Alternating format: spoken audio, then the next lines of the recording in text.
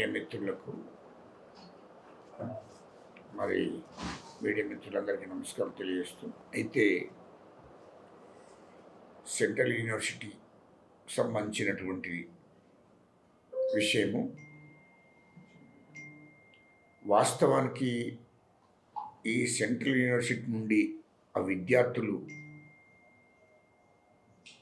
చేస్తున్నటువంటి గొడవ, ధర్నాలు కానీ, రస్తారోకోలు కానీ, నిరసనలు కానీ, అది పూర్తి వాస్తవాలు తెలుసుకోకుండా సెంట్రల్ యూనివర్సిటీ విద్యార్థులు వాస్తవాలు తెలుసుకోకుండా మరి ఎవరో చెప్తే, ఒక కేటీఆర్ లాంటి దుర్మార్గుడు చెప్తే, కేటీఆర్ లాంటి దుర్మార్గుడు ఆ సెంట్రల్ యూనివర్సిటీకి కొంతమందిని పంపించి లక్షలాది రూపాయలు ఇచ్చి మరి ఎనుకుండి, కేటీఆర్ అంటోడు ఎనుకుండి మరి నడిపిస్తున్నాడు.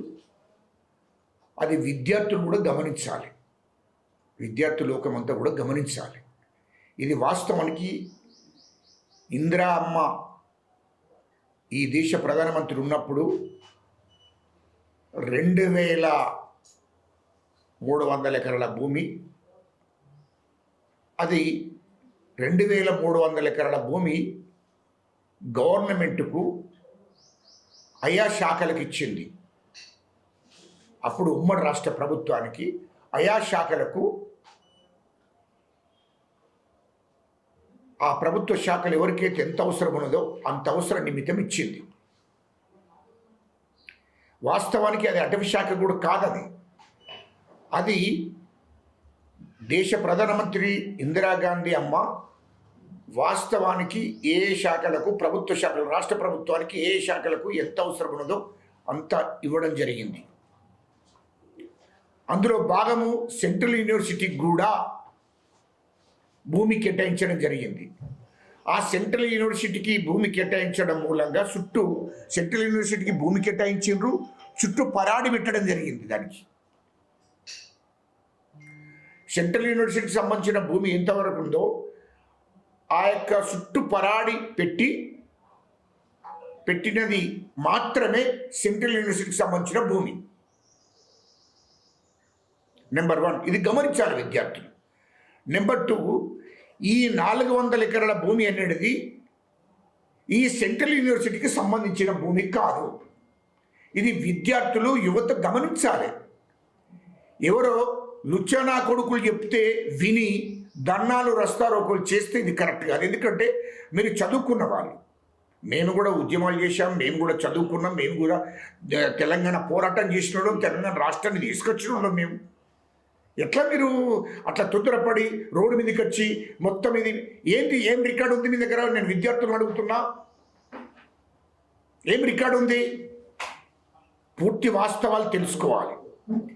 ఈ 400 ఎకరాల భూమి అనేది కూడా 2003లో ఆనాడు ముఖ్యమంత్రి చంద్రబాబు నాయుడు గారు బిల్లీరావు అనే ఆయనకి ఇవ్వడం జరిగింది. బిల్లీరావు అనే ఆయనకు ఆయన కంపెనీకి ఇవ్వడం జరిగింది. బిల్లీరావు వ్యక్తికి కాదు ఇచ్చింది. బిల్లీరావు అంటే ఒక కంపెనీ, ఒక సంస్థకు ఈ 400 ఎకరాలు ఇవ్వడం జరిగింది. అప్పుడు ఏదైతే అప్పటి ముఖ్యమంత్రి చంద్రబాబు నాయుడు గారు పెట్టిన ఏ నిబంధనలకు, టైమ్స్ ఆఫ్ కండిషన్కు వాళ్ళు దాన్ని అధిగమించిండు బిల్లీరావు. కాబట్టి ఆయనకు భూమి అది అధిగమించి పనిచేశాడు బిల్లీరావు అంటే ఆయన సంస్థ, ఆయన ఏదైతే కంపెనీ ఉందో ఆ కంపెనీ ఈ రాష్ట్ర ప్రభుత్వానికి అనుకూలంగా నిర్ణయాలు తీసుకోలేదు. ఈ అప్పుడున్నట్టు రాష్ట్ర ప్రభుత్వం కండిషన్ ప్రకారము వాడు నడవలేదు. బిల్లీరావు అనేటోడు ఆ కంపెనీ నడవలేదు. కాబట్టి అక్కడ అప్పటి వరకే ముఖ్యమంత్రి చంద్రబాబు నాయుడు దిగిపోవడం జరిగింది, ఓడిపోవడం జరిగింది. మళ్ళీ కాంగ్రెస్ ప్రభుత్వం వచ్చింది. వైఎస్ రాజశేఖర రెడ్డి గారు ఈ భూమి ప్రభుత్వ భూమి, ఇది రాష్ట్ర ప్రభుత్వం పెట్టినటువంటి కండిషన్ ప్రకారం నువ్వు మెదలలేదు, నువ్వు ఉల్లంఘించావు రాష్ట్ర ప్రభుత్వం పెట్టిన కండిషన్లను, కాబట్టి నీ కంపెనీకి ఈ భూమి ఇవ్వడం లేదు అనడంతో బిల్లీరావు అనేటోడు హైకోర్టుకి వెళ్ళాడు. హైకోర్టుకి వెళ్ళి హైకోర్టులో పిటిషన్ వేశాడు. అప్పుడు కేసు నడిచింది. అప్పటికి కేసు నడిచింది. ఇది కేసు నడవడం మూలంగా అప్పుడు రాష్ట్ర ప్రభుత్వం, కాంగ్రెస్ ప్రభుత్వము, వైఎస్ రాజశేఖర రెడ్డి గారు ముఖ్యమంత్రిగా ఆ హైకోర్టులో కేసు నడిచింది.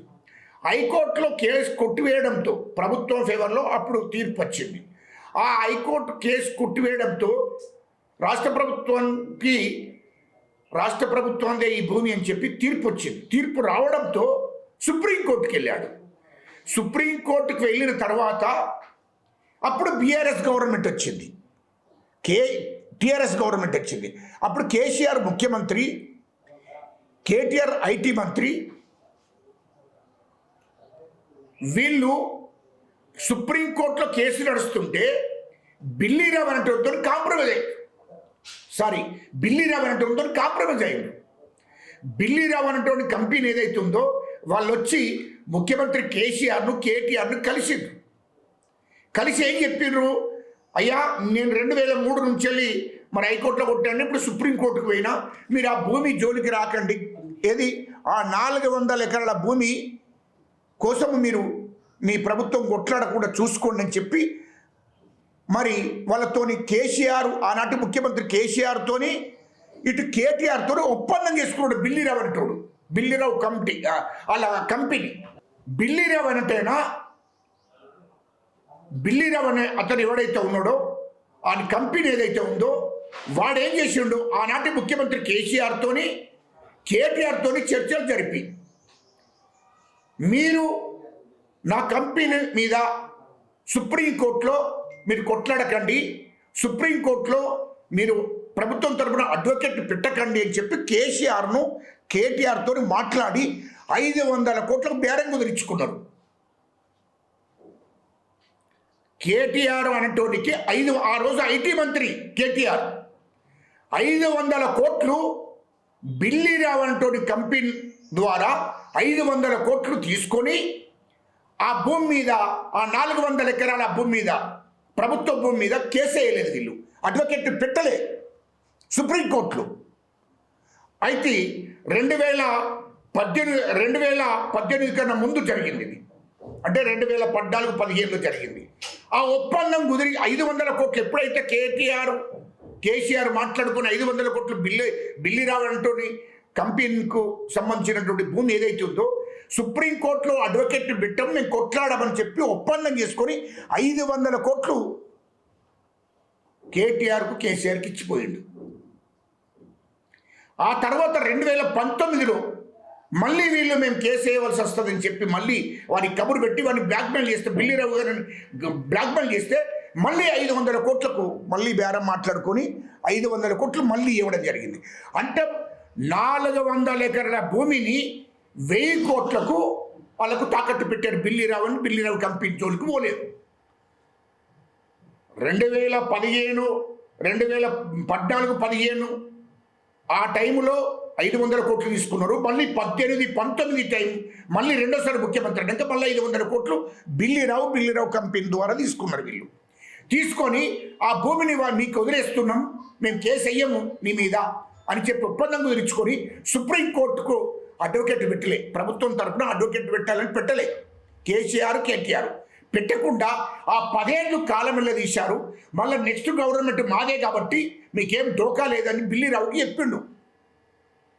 ఎవరో కేటీఆర్, మీకేం డోకా లేదు, మేమే ఇక్కడ రాసులం, 400 ఎకరాలు మీరు తీసుకోవచ్చు కాబట్టి మాకు 500 కోట్లు ఇవ్వు అని చెప్తే మళ్ళీ సెకండ్ సారి కూడా 500 కోట్లు తీసుకున్నారు. మొత్తం 1000 కోట్లు కేటీఆర్కు తీసుకొని ఆ భూమి మీద ఆ 400 ఎకరాల ప్రభుత్వ భూమిని వదిలేశారు వాళ్ళకు, బిల్లీరావు అనేటోనికి. వదిలేసిన తర్వాత అప్పటికి కేసు నడుస్తుంది సుప్రీంకోర్టులో. వానికి అగనిస్ట్గా అడ్వకేట్ని పెట్టలే, వానికి అగనిస్ట్గా రాష్ట్ర ప్రభుత్వం కొట్లాడలే.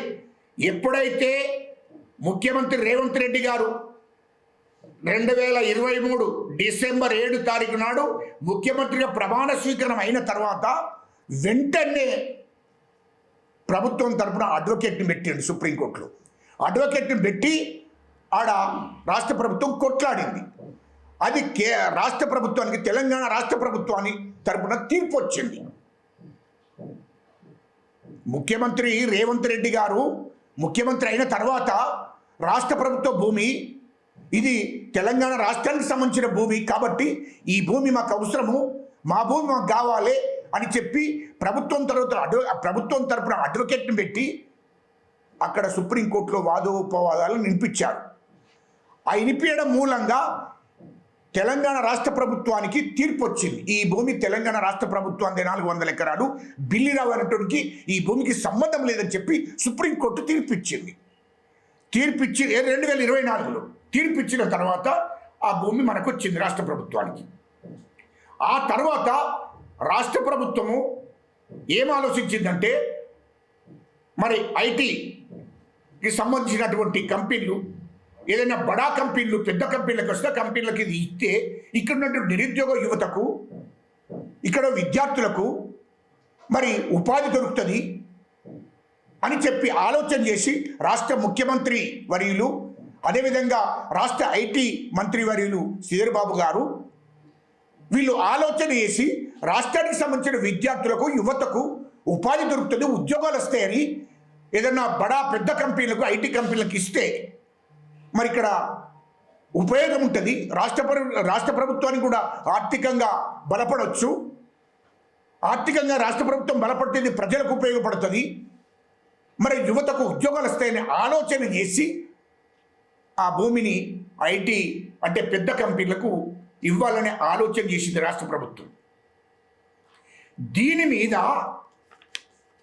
మీద పెద్ద రాద్ధాంతం చేసి ఈ నా కొడుకులు కేటీఆర్, హరీష్ రావు, కేసీఆర్ ఇంట్లో కుట్ర కుతంత్రాలు చేసి ఈ రాష్ట్ర ప్రభుత్వాన్ని, కాంగ్రెస్ ప్రభుత్వాన్ని బదనాం చేయాలి, కాంగ్రెస్ ప్రభుత్వాన్ని డిస్టర్బ్ చేయాలనే ఆలోచనతో లక్షలాది రూపాయలు విద్యార్థుల పేరు మీద అక్కడ ఉన్న సెంట్రల్ యూనివర్సిటీ విద్యార్థులకు ఇచ్చి వెనుక ఒక మాఫియాని పెట్టి మీరు ధర్నాలు చేయండి, రస్తారోకోలు చేయండి, కావాలంటే లక్షల రూపాయలు మేము ఇస్తాము, కోట్ల రూపాయలను ఇస్తాము అని చెప్పి వీళ్ళు ఎన్నుకుండి వాళ్ళతో ధర్నాలు రస్తారోకోలు చేపించి సుప్రీంకోర్టు దాకా పంపించడం జరిగింది. కేసు వేయండి, స్టే తీసుకురండి, ఆపండి.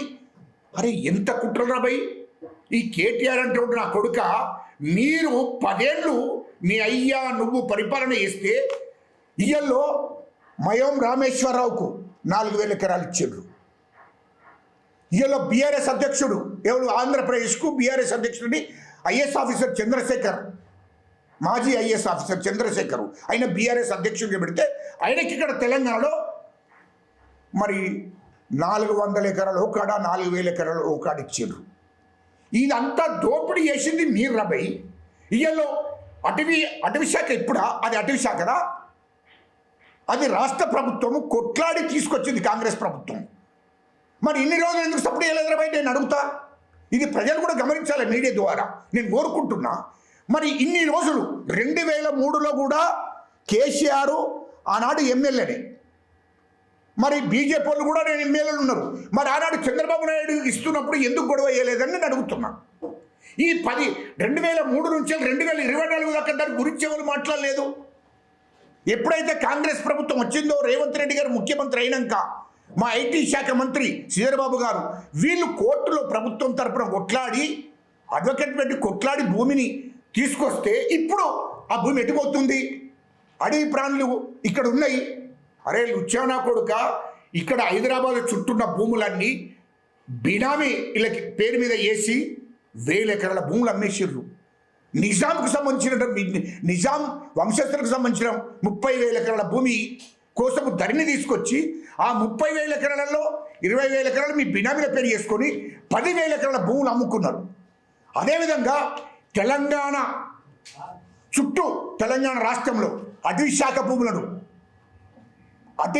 భూములను కూడా ఆక్రమించారు. అటవీ శాఖ సంపద మీద ఎస్సీ ఎస్టీలకు, గిరిజనులకు హక్కున్నది.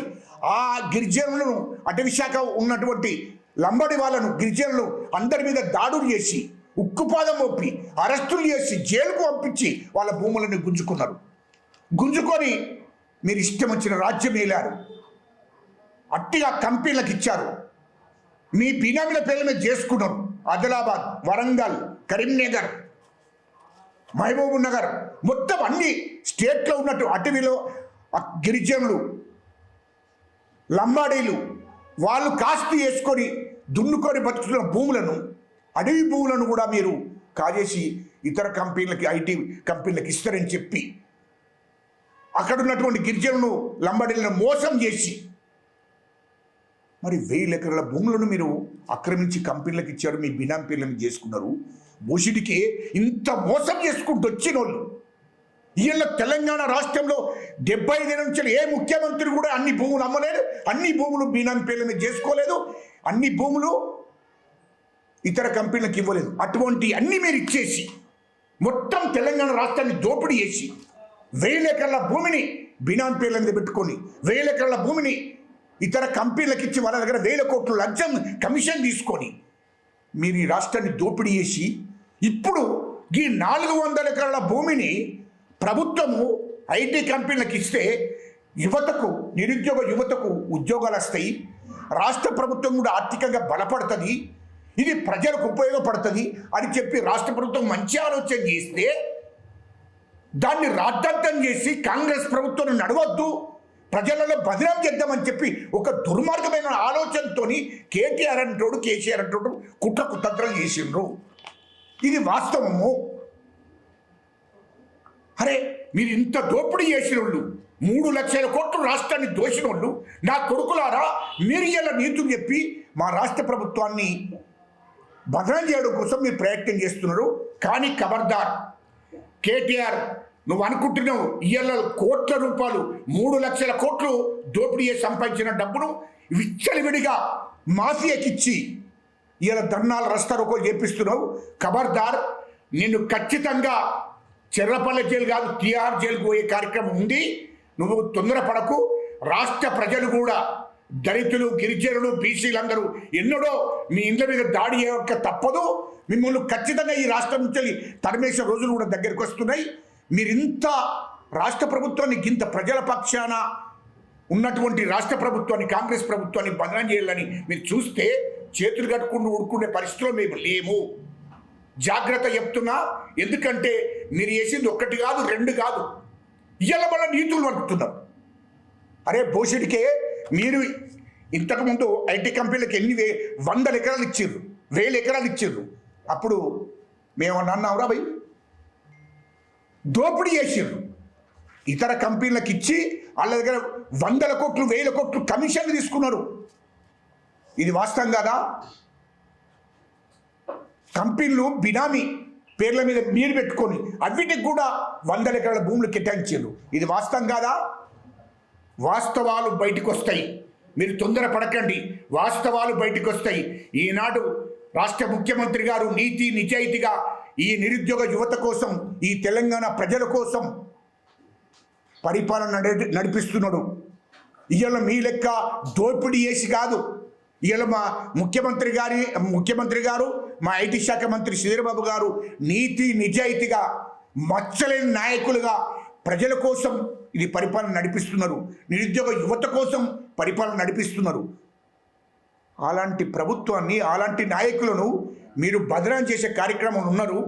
కానీ మిమ్మల్ని ఇక్కడ కాదు, మిమ్మల్ని ఈ రాష్ట్రంలో ఉంచకూడదు. ఈ రాష్ట్రం నుంచి తరిమేసే రోజులు దగ్గరికి వస్తున్నాయి. మీరు అనుకుంటున్నారు మీరు ఇష్టం వచ్చినట్టు మేము మాట్లాడతాం, మళ్ళీ మా రాజ్యం వస్తుంది. వాడు కేటీఆర్ అంటుడు ఇంకో 3 ఏళ్లలో, ఇక 3 ఏళ్ళు ఆగుండి భూములు కొనకండి. ఏమిరా భూషుడికే ఇంకా 3 ఏళ్లలో పండబెట్టి తొక్కుతాము. జాగ్రత్త. ఈ రాష్ట్రంలో ఉన్నటువంటి ఎస్సీలు, ఎస్టీలు, బీసీలు అందరూ కలిసి పండబెట్టి తొక్కుతారు. జాగ్రత్త. మీరు ఇంకా 3 ఏళ్లలో ఈ రాష్ట్రంలో అధికారులకు వస్తారా? చూస్తాం మేము కూడా. మీరు 0.5 లేరు. నా కొడుకులారా మీరు ఈ రాష్ట్రాన్ని మళ్ళీ పరిపాలిస్తారు అనుకుంటున్నారా? నడవయ్యా కానీ ఇక్కడ నడవయి మిమ్మల్ని రాష్ట్రం నుంచి తరిమేసే రోజులు దగ్గరికి వస్తాయి.